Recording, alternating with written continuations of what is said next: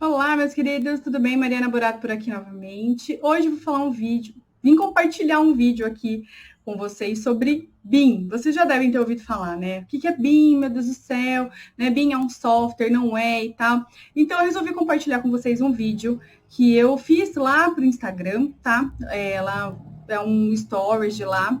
Mas foi tão legal, tão bacana, eu tive um retorno tão positivo que eu resolvi compartilhar esse vídeo aqui com vocês. Não é todo mundo que me segue lá no Instagram, né? Se você não me segue, uma boa oportunidade de me seguir. Meu perfil é o @mariana.burato, tá? Você pode ficar à vontade, eu compartilho o meu dia a dia profissional ali, então dou algumas dicas também, enfim. Então é bem interessante, vocês podem me seguir lá. E eu resolvi compartilhar esse vídeo aqui sobre BIM, por quê? Porque é importante.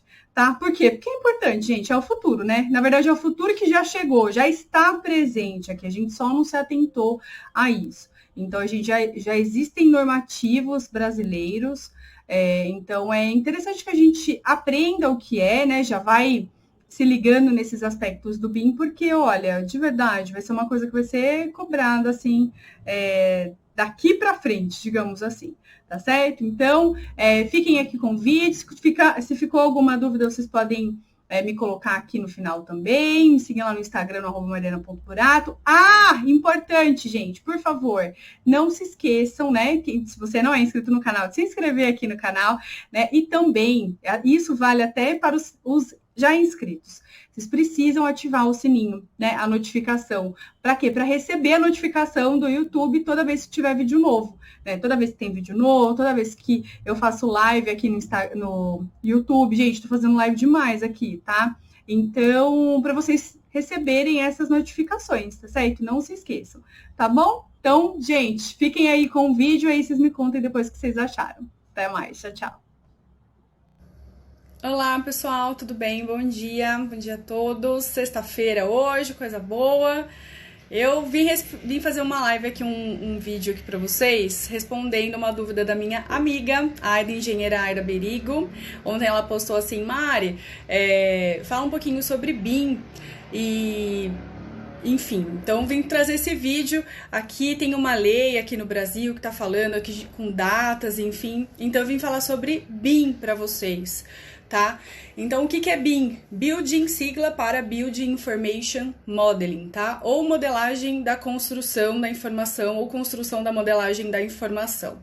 Quando a gente aplica esse conceito BIM para a construção, significa que a gente tá falando sobre camadas aí de informação, né? Porque quando a gente tem uma construção, a gente tem vários projetos. Então, a gente tem o projeto arquitetônico, a gente tem o projeto de engenharia com todas as vertentes, né? Então, projeto de engenharia, projeto estrutural, projeto de fundação, ou projeto hidráulico, projeto elétrico, de ar-condicionado, de ventilação, enfim. Então, a gente tem vários projetos e depois a gente transforma isso como em um prédio construído, né? Então aí a gente tem o planejamento dessa obra, o orçamento dessa obra, com levantamento de quantidades, colocação de preço, cotação de preços e depois a execução em si, tá?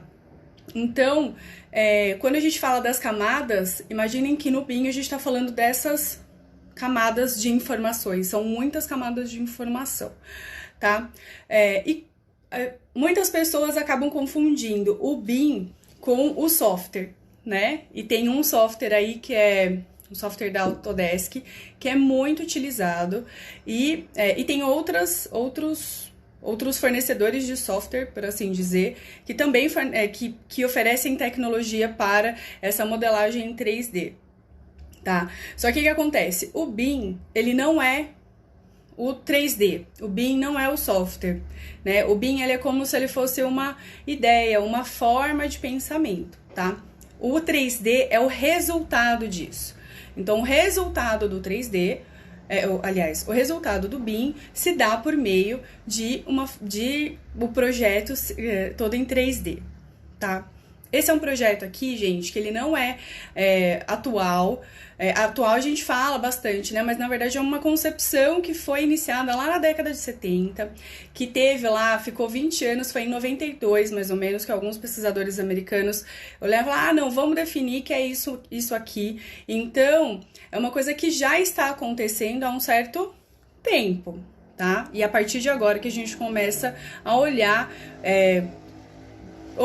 esse assunto, digamos assim, com outros olhos, tá? E por que surgiu isso? Porque nós sabemos, enquanto engenheiros e engenheiras civis e os arquitetos, não sei se tem arquiteto aqui assistindo o vídeo, que quando a gente vai construir, a gente constrói em 2D, né? Então a gente pega o projeto lá que tá todo projetado em formas de linhas num papel. E a gente tem que transformar aquelas linhas em volumes, e esses volumes que é o que vai ser construído, né? Quando a gente faz isso, vocês podem perceber, e aí eu tenho certeza que vocês já sabem disso, podem acontecer muitos erros, né? E aí a gente tem um agravante na nossa construção, porque tem vários agravantes, tipo mão de obra, a falta de planejamento, a falta de orçamento, enfim, que eles vão se reverberar, esses erros que a gente comete, eles se reverberam lá no decorrer da obra, né? Então, esse é um dos problemas do 2D, tá? Isso na conjuntura aqui falando do BIM, tá, gente? Então, o BIM, ele vem para falar o seguinte, olha, gente, vamos começar a projetar em 3D, olha que interessante. E essa projeção, esse projeto em 3D, ele envolve essas camadas que são todas as disciplinas que são afeitas, né? Então, ao mesmo tempo, por exemplo, em que o arquiteto desenvolveu a ideia dele, né, do projeto lá arquitetônico, que fez a modelagem dele em 3D, o engenheiro consegue calcular, consegue visualizar, consegue projetar a estrutura também em 3D, né? E aí, paralelo a isso, o engenheiro de cálculo o engenheiro estrutural faz isso, o engenheiro de instalações vai lá e fala, ah, legal, então eu consigo projetar em 3D também, e isso vai dando o quê? O que possibilita isso? Possibilita que a gente consiga ver as interferências que podem ocorrer na obra antes delas acontecerem, né? Olha que sensacional. E mais do que isso, a gente percebe uma integração entre as equipes, porque essa integração no 2D ela não é feita, né? E eu não posso não posso, como que eu posso dizer aqui? E eu tenho que falar sobre isso mesmo, né, gente? Porque quando dá um problema no projeto arquitetônico, o que a gente faz? Tô arquiteto. Vai lá, se vira. Ah, dá um problema no projeto hidráulico, elétrico? Vai lá, engenheiro. Se vira. O problema é seu. Você que fez o projeto. No BIM, né, como eu tenho essas camadas e essa equipe, eu não tenho isso. Então, quando eu vejo um problema, esse problema fica visível para todo mundo e a gente consegue colocar algumas observações ali para que os outros profissionais vejam, os profissionais envolvidos também vejam aquilo, entendeu? Então, por isso que ele é uma mudança, não é só desenhar ou projetar em 3D, ele é uma mudança de pensamento também, entendeu? Então, ele envolve a gente mudar o nosso pensamento, tá? Como vantagem aqui, então, vocês devem imaginar que vantagem para a construção temos, né? Muitas. A gente consegue prever de antemão quais são os possíveis problemas e a gente trata esses problemas em projeto, antes de ir para a execução, de fato, né? Isso é muito bom e seria o melhor dos mundos se a gente conseguisse fazer isso atualmente, né? Mas a gente não consegue. Enfim, então, algumas vantagens tem entre essa... A possibilidade da gente perceber esses erros e tratá-los. Temos, por conta das camadas, a possibilidade de fazer os levantamentos de quantidade de materiais e orçamento na própria modelagem 3D, e aí já sai automático o nosso orçamento. Olha que sensacional! Imagina o tempo que a gente aumenta em produtividade, né, fazendo isso. Então, uma execução mais precisa, ou seja, eu sei exatamente o que eu vou fazer, se eu preciso furar alguma viga para passar alguma tubulação ou não, qual é de fato o tubo que vai ser aqui, qual é a conexão, qual é o detalhe, eu não preciso decidir nada em obra, na obra eu vou só executar, né? Obra não é local de decisão, a decisão se faz antes de começar a obra, né? Então a gente tem um fluxo de trabalho transparente, né? Onde todo mundo tá vendo o que todo mundo tá fazendo, e essa é uma mudança muito grande. Todos os profissionais visualizam, a gente vê os erros, os desenhos, os cálculos estão todos integrados, tá? Quem já teve a oportunidade de trabalhar, por exemplo, com o Revit, que é uma das ferramentas, e eu não tô ganhando nada para falar do Revit não, tá, gente? Já teve essa possibilidade, é muito interessante quando você vai fazendo a construção e você vai criando blocos, digamos assim, que esses blocos vão te possibilitar o levantamento de quantidade posteriormente também. Muito bacana, assim, tem muita vantagem. Como desvantagem do BIM, alguém pode falar assim, Mari, mas não tem desvantagem. Não tem uma desvantagem direta, mas se a gente pensar, por exemplo, que a gente tem que sair do nosso lugarzinho de conforto, porque trabalhar no CAD é muito legal, é muito da hora, e é o que a gente aprende nas instituições de ensino, né? Salvo algumas, mas a grande maioria ainda está ensinando AutoCAD. Por quê? Porque para ensinar BIM, o investimento nos equipamentos é muito alto. Tá? Então tem outras escolas, enfim, cursos livres que tratam sobre, oferecem esses cursos, enfim. Como desvantagem, indiretamente, nós temos então que sair do nosso lugar de conforto, né? A gente tem que olhar e falar assim, realmente, do jeito que tá, a gente tem que mudar. Não dá pra ficar desse jeito. E isso demanda uma capacidade muito grande de trabalhar em equipe. E nós, engenheiros... E eu vou falar engenheiros, me arrisco a dizer aos nossos colegas arquitetos também, e eu já tenho falado sobre essa rixa que existe entre a gente há muito tempo, tá? E eu não sei por que ela existe, não deveria existir, porque as nossas relações são complementares, né? O nosso trabalho é complementar. Então, esse trabalho transparente, trabalhar em equipe, de fato, precisa ser feito, e essa é uma mudança de paradigma muito grande mesmo, tá? O custo com as equipes, então o custo com treinamento, então, além dessa mudança, o custo com as equipes, o custo com treinamento, os treinamentos são caros, os equipamentos são caros, e essa coisa dos equipamentos é interessante, porque um aluno meu estava comentando comigo esses dias. Ele falou, Mari, quando você vai comprar um computador normal, você vai pagar aí, sei lá, R$1.000, R$1.200, R$1.500, sei lá, para você usar. Quando é um computador que você vai trabalhar com software para modelar em BIM, modelar 3D, você vai pagar na máquina tipo 6, 7 mil reais, entendeu? Então, assim, é um investimento em equipamentos muito grande, fora o software e essa coisa toda. Então, eu não sei se ele entra como uma desvantagem agora inicial, né? Mas você ganha a longo prazo. E por quê? Então falamos de o conceito de BIM, o que ele é, da onde ele veio, vantagens, possíveis desvantagens, e vamos falar aqui no Brasil, né? Que foi, na verdade, o que a Aidinha tinha me perguntado. Mari, me ajuda, né? Como tem uma lei aqui falando de BIM, obras públicas, o que a gente faz sobre isso? Olha, falar de lei é sempre... Não vou falar que é complicado, seria muito legal se a gente tivesse todas as informações muito claras aqui na internet, né, que é o sítio de pesquisa que a gente está falando. Então, o que acontece? No Brasil, então em outros países no mundo, o BIM já está rolando, tá? Já está rolando, não também da forma como todo mundo gostaria, mas ele já está acontecendo. Aqui no Brasil, a gente tem pesquisado sobre isso também, e nós temos uma lei, a primeira lei foi o Decreto 9377, de 17 de maio de 2018. Que é uma lei um decreto que está revogado, tá? Ele foi revogado pelo decreto 9983 de 22 de agosto de 2019, tá? E foi muito difícil encontrar essas informações, porque a informação que o primeiro decreto está revogado, ele só aparece no final do decreto atual, de 2019. Olha que coisa, né? Interessante.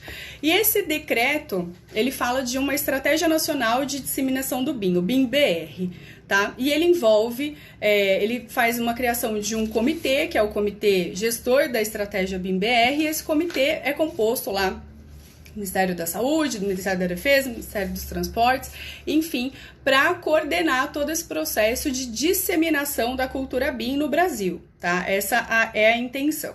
E por meio de um documento que chama Plano Certo, desse comitê gestor da estratégia, eles estabelecem algumas datas para implementação.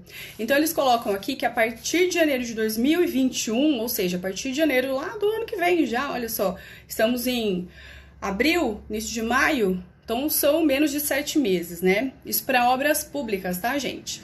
Então, ele fala que existe uma exigência do BIM na elaboração de modelos, projetos de arquitetura e engenharia, então todas as suas disciplinas aqui, para a gente detectar interferências, extrair os quantitativos e gerar os elementos gráficos aqui, então, por meio do BIM. Então, o que ele fala aqui? Que as obras públicas deveriam fazer a exigência das suas licitações a partir de janeiro de 2001, exigindo o BIM para as disciplinas de arquitetura e engenharia, tá? E aí, a partir de janeiro de 2004, contemplar dentro desse BIM, porque são várias camadas, né, o planejamento e execução de obra, e a partir de janeiro de 2028, daqui 8 anos, abranger todo o ciclo de vida da edificação até o pós-obra. Daqui 8 não, daqui 7, né? Daqui 7 anos, até o pós-obra. É uma meta muito ousada para os padrões brasileiros, tá? Eu não vou discutir aqui... Não vou entrar em profundidade, eu não vou fazer uma discussão profunda sobre isso, tá? Eu acho que vale a gente falar isso. Depois eu vou deixar uma caixinha no final do vídeo. Se vocês tiverem alguma dúvida, a gente faz outros vídeos, eu posso fazer lá no YouTube também. Enfim, eu acho que são metas muito ousadas, porque aqui no Brasil a gente já tá falando de BIM já tem uns 25 anos, né? Desde 92, chegou pra cá uns 20, 25 anos. E a gente não implanta, né? A gente tá usando o CAD ali há 40 anos e tá tudo bem pra gente, tá? Na construção civil as coisas são um pouquinho diferentes e a gente demora um pouco pra mudar. Então eu acho que são metas extremamente ousadas. Então ele fala dessas datas, né? Então não é o decreto 9983. O decreto, ele cria essa estratégia nacional que por meio de um comitê gestor vai lá e estabelece algumas datas e algumas diretrizes, objetivos e essa coisa toda. Eu tô até com o computador ligado aqui, vou deixar o link depois para vocês baixarem, é muito legal, ou pelo menos como que vocês conseguem encontrar lá na internet, porque essas informações aqui tem vários sites que falam, mas olha, confesso para vocês, foi difícil de encontrar. Mas enfim, e aí o que eles falam desse comitê que eu achei muito interessante? Eles falam assim, olha, esse comitê que tem que participar o Ministério da Saúde, participa o Ministério da Saúde, da Defesa, por meio do Exército, e Ministério dos Transportes, ele vai gerar ações, né, por meio da Secretaria Nacional da Aviação Civil e o Departamento Nacional de Infraestrutura e Transporte, que é o DENIT. Ações, né? E a Secretaria de Aviação Civil e o Departamento e o DENIT eles que vão definir os empreendimentos de média e grande relevância para a disseminação do BIM. Então, com isso é o quê? Não são para todas as obras agora, são apenas para os empreendimentos de média e grande relevância para a disseminação do BIM. O que eu consigo perceber disso e lendo o material, né?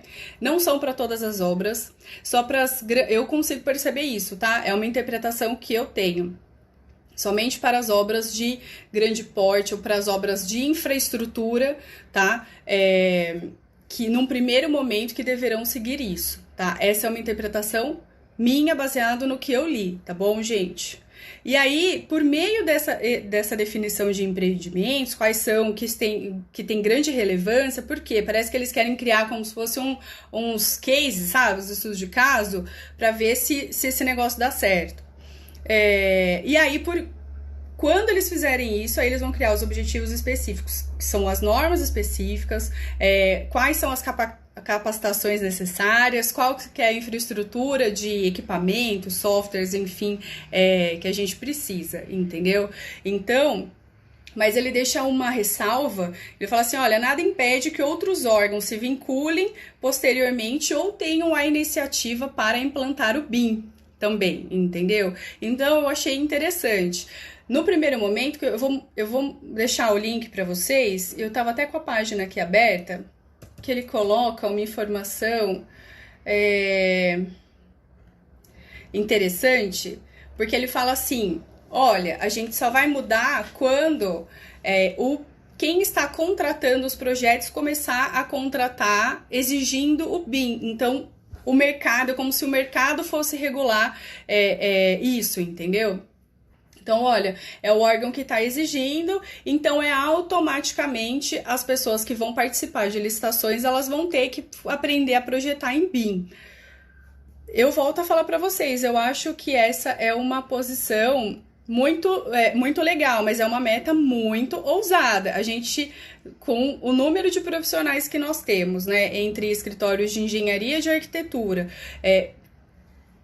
de escritórios e de profissionais autônomos registrados nos conselhos, eu acho muito ousado, porque o que a gente acaba percebendo, e pelo que eu pude ver aqui, é que eu tô tentando achar aqui essa parte exata que ele fala isso, tá, gente?